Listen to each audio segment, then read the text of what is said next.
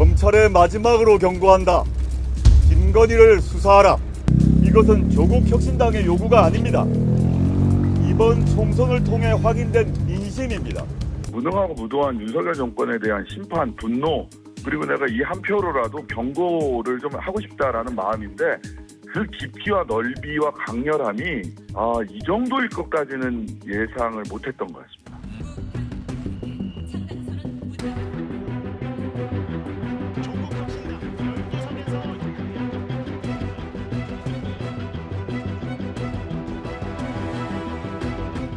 조국혁신당의 비례대표죠? 기대했던 의석수만큼 얻은 거로 평가하십니까? 아니면 아이고 좀 아쉽다 이렇게 생각이 되세요? 전 저희들 목표가 10석 플러스 알파였기 때문에 플러스 알파가 2석이라고 하는 점은 한편으로는 굉장히 기대가 많이 처음 출발할 때에 비하면 굉장히 큰 성과라고 생각을 하지만 뒤에 계신 13번, 14번, 15번에 워낙 훌륭하신 후보님들이 계시니까 그분들과 같이 의정활동을 할 수 있으면 얼마나 좋았을까라고 하는 아쉬움이 남는 것 또한 사실입니다. 감사하지만 조금 아쉽다. 그 네네. 예상 외에 선전했던 가장 큰 원인은 어디 있다고 보십니까? 국민들이 이번에 보여주신 그 압도적 표심은 무능하고 무도한 윤석열 정권에 대한 심판, 분노, 그리고 내가 이 한 표로라도 경고를 좀 하고 싶다라는 마음인데 그 깊이와 넓이와 강렬함이 이 정도일 것까지는 예상을 못했던 것 같습니다. 윤석열 정권 심판이란 뜻을 분명하게 밝히셨습니다. 검찰은 즉각 윤석열 대통령 부인 김건희 여사를 즉각 소환해서 조사하십시오. 마지막으로 경고합니다. 이것은 조국혁신당의 요구가 아닙니다. 이번 총선을 통해 확인된 민심입니다. 검찰이 국민의 명령을 따르지 않을 경우 22대 국회 개원 즉시 대통령 부인 김건희 여사 종합특검법을 민주당과 협의해 신속하게 추진할 것입니다. 검찰이 수사에 나서지 않는다면 김 여사는 특검의 소환 조사를 받게 될 것입니다.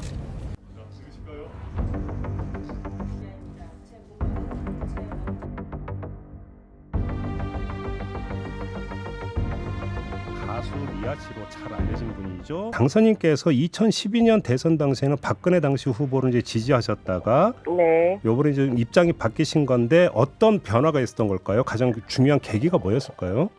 이번에 입장이 바뀌었다기보다요. 제가 정치 철학이 없었었고 투표도 잘 안 하던 당시였는데 선배 가수께서 좀 일을 많이 줄게 이렇게 이제 얘기를 하셔서 대중 예술인들이 대부분 다 그러신데요.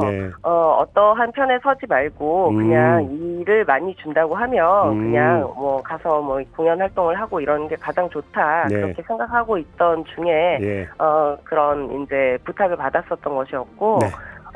그렇게 살다 보니까 2017년 문재인 대통령 이제 대통령 선거 유세 당시에 그때는 이제 제가 좀 생각을 하게 된 거죠. 그래서 거기서 그 자리에서 제가 커밍아웃을 하고 그때 제가 민주당에 입당을 했었던 걸로 또 기억을 합니다.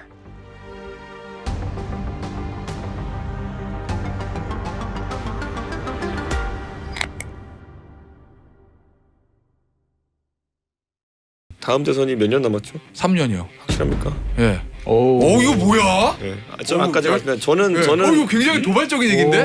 탄핵이라든지 이런 것들 언급한 것은 아니다.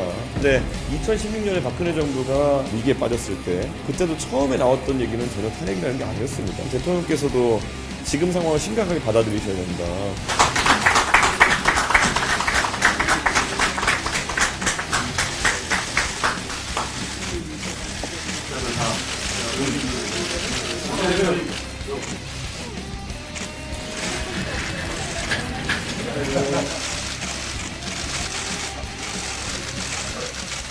개혁신당 이번에 저희는 총선의 성과를 성공으로 평가합니다. 저희가 아까 말씀드렸던 것처럼 지역구와 비례당선자를 낸 유일한 정당이기도 하고 그리고 어느 정당보다도 젊은 정당의 면모를 갖췄기 때문에 저는 앞으로 의정활동을 통해 가지고 저희의 성과를 또 한껏 입증해 보이겠다는 각오를 다졌습니다. 그리고 이번에 3명의 저희가 당선자를 배출했지만은 또 당내 이번에 또 다져진 팀워크와 그리고 또 인재풀이 많기 때문에 저희가 조기에 또 전당대회를 통해 가지고 이런 역할을 재배치하는 그런 과정을 겪을 것이다 라고 오늘 이야기를 했습니다. 그래서 제 개인적인 생각으로는 아까 60일 이내에 저희가 전당대회를 하도록 되어 있거든요. 총선 이후에. 그런데 5월 말 국회 개원 이전에 저희가 당 정비를 마칠 수 있으면 좋겠다라는 의견을 오늘 피력했고 저희 실무적인 검토를 통해 가지고 언론인들께 공유할 수 있도록 하겠습니다. 다음 대선이 이제 3년 남았다는 말에 이제 확실하냐고 물어보셨는데 그게 뭐 조기 탄핵이나 뭐 이런 것까지도 생각을 하신 건지 정확히 어떤 의미인지. 저는 윤석열 대통령의 변화를 우선 촉구하고 싶습니다. 그리고 그 변화가 먼저 선행되지 않는다고 한다면은 윤석열 대통령이 임기 초에 가졌던 그런 뭐랄까요? 뭔가를 밀어붙일 힘은 없을 것이다. 이런 생각을 합니다. 그래서 지금 또 거부권을 쓸 수 있는 의석을 가지고 있다 해도 총선 이후에 또 거부권을 쓰는 것은 더 큰 부담일 것이거든요. 왜냐하면 이미 거부권을 쓰는 것에 대한 평가까지 이번에 이루어진 것이 전 총선이라 보기 때문에 그런 국민들의 의사에 반해서 거부권을 또 쓸지는 좀 지켜보겠고요. 그렇기 때문에 윤석열 대통령께서도 첫째 제가 야당의 대표로서 바라는 바는 국정 운영 스타일을 바꿔달라라는 것이고요. 그리고 만약에 그럼에도 불구하고 그렇게 되지 않는다든지 했을 때 저는 대통령께서 전국을 돌파하시기 위해 가지고 다양한 야당과의 타협안을 내실 수밖에 없을 거다. 근데 그중 하나가 권력의 어쨌든 분산을 위시한 그런 여러 개헌 과제라든지 이런 것을 내실 수도 있고 그리고 그 개헌이나 이런 것들이 탄력 있게 추진되기 위해서는 결국 권력 구조나 아니면은 임기 단축에 대한 부분도 얘기할 수 있다고 좀 봅니다. 그렇기 때문에 저는 당연히 이런 것을 상정하는 게 아니라 당연히 대통령의 변화가 먼저 최우선 과제이고 그런 일이 발생하지 않으면은 굉장히 국정 운영에 어려움이 생길 것이기 때문에 저는 그런 가능성을 놓고 언급한 것이지 뭐 탄핵이라든지 뭐 이런 것들을 언급한 것은 아니다 이렇게 말씀드리겠습니다. 근데 잘 기억하시는 것처럼 2016년에 박근혜 정부가 어느 정도 지지율이나 이런 저하로 해서 위기에 빠졌을 때 그때도 처음에 나왔던 얘기는 전혀 탄핵이라는 게 아니었습니다. 대통령께서 내각 총사퇴라든지 이런 걸 통해서 일신해달라는 요구가 처음이었고 그 다음에는 이제 국정조사나 특검을 하자는 여론이 그 다음에 있었던 것이고 그 이후에 이제 사실 그게 국민들이 만족하지 못했기 때문에 더 고조된 것처럼 전 대통령께서도 지금 상황을 심각하게 받아들이셔야 된다. 사실 여당이 선거를 이렇게 패하는 경우가 흔하지 않습니다. 아마 제가 기억하기로는 2016년 총선 박근혜 대통령이 결국 조기에 물러날 수밖에 없었던 그 계기가 됐던 그 총선 그리고 이번 총선이 아마 여당이 선거를 110석 120석 하는 거의 유의한 선거일 겁니다. 그렇기 때문에 심각하게 받아들였으면 좋겠다 이런 생각입니다. 저는 김건희 특검법 같은 경우에는 그 김건희 여사 관련된 의혹 중에 뭐 여러 가지 다양한 것들이 있고 뭐 그 중에서 사안별로 접근해야 될 필요성이 있다 이렇게 생각합니다. 그리고 저는 이런 많은 의혹에 대해 가지고 원래는 특검이라는 절차 이전에 국정조사 등의 그 입법부에서 활용할 수 있는 방법들을 사용할 것을 제안합니다.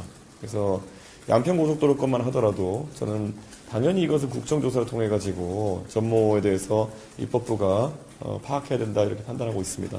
그리고 다만 이제 선거 과정에서 조국혁신당 등에서 다소 좀 감정적일 수 있는 예를 들어 한동훈 특검이라든지 이런 것들이 주장이 나온 것에 대해서는 저도 뭐 선거 과정 중이라 정확히 어떤 경위에서 해당 정당에 그런 말이 나왔는지를 아주 세밀하게 이해하지 못했습니다. 그런데 너무 정치적인 주장이 가미된 경우에는 그것은 특검의 남발에 해당한다 이렇게 보기 때문에 저는 그런 부분에 대해서는 개혁신당은 좀 신중하게 접근할 것이다 이렇게 말씀을 드리겠습니다. 특검은 국민들이 원하는 진실을 파헤치는 도구가 되어야 되는 것이지 정쟁의 도구가 되어서는 안 된다는 원칙을 가지고 임할 수 있도록 하겠습니다. 국헌 주장을 발표를 했다.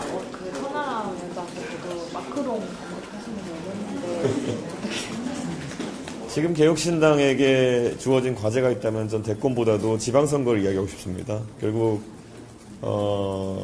국민의힘에서 제가 막강한 권한을 가진 거대 정당으로서의 대표로서도 역할도 해봤지만은 결국에는 우리가 처음부터 토대를 잘 만들어서 다져서 쌓아 올린 그런 권한들이 아니었던 만큼 또 기득권의 저항에 쉽게 무너지는 모습을 제가 보였던 거 아니겠습니까? 그렇기 때문에 지금은 저 기득권과 당대당으로 맞서기 위해서는 지방선거에서 굉장히 많은 우리의 젊은 인재들이 역할을 해야 된다, 이런 생각을 가지고 있습니다. 그래서 그 과정에서 저희가 만약에 성공적이라면은 그 이후에 이어지는 대선에서의 개혁신당의 역할도 또 부각되지 않을까, 이런 생각이고요.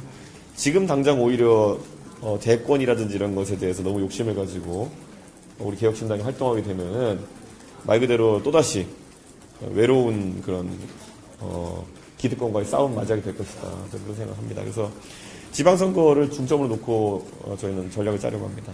어떤 상임위를 고를 때는 좀 관심이 좀 가는데 제가 하고 싶다는 걸 안 시켜줄 것 같아가지고 거꾸로 얘기되나 하는 고민도 하고 있습니다. 예, 그래서 사실 잘 아시겠지만은 지금 개혁신당이 선명한 야당으로서 역할을 하기 위해서는, 그리고 개혁신당의 많은 구성원들이 지금 있는 게 아니기 때문에 원내 결국 운영위에 참여하는 것도 굉장히 중요하고요.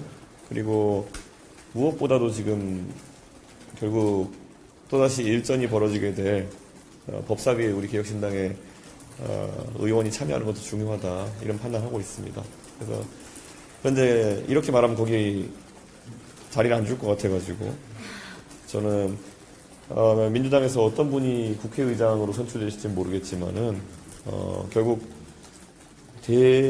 대여 전선에 있어가지고는 저희가 정책적으로는 민주당이나 아니면은 또 조국혁신당과 많은 이견이 있을 수밖에 없는 위치지만은 또 입법부로서 역할하는 데 있어가지고는 개혁신당의 역할이 있고, 또 그리고 개혁신당을 지지하는 국민들이 충분히 있다는 것을 인지하고 그런 상임 배분이 이루어졌으면 좋겠다, 이렇게 말씀을 드리겠습니다. 예.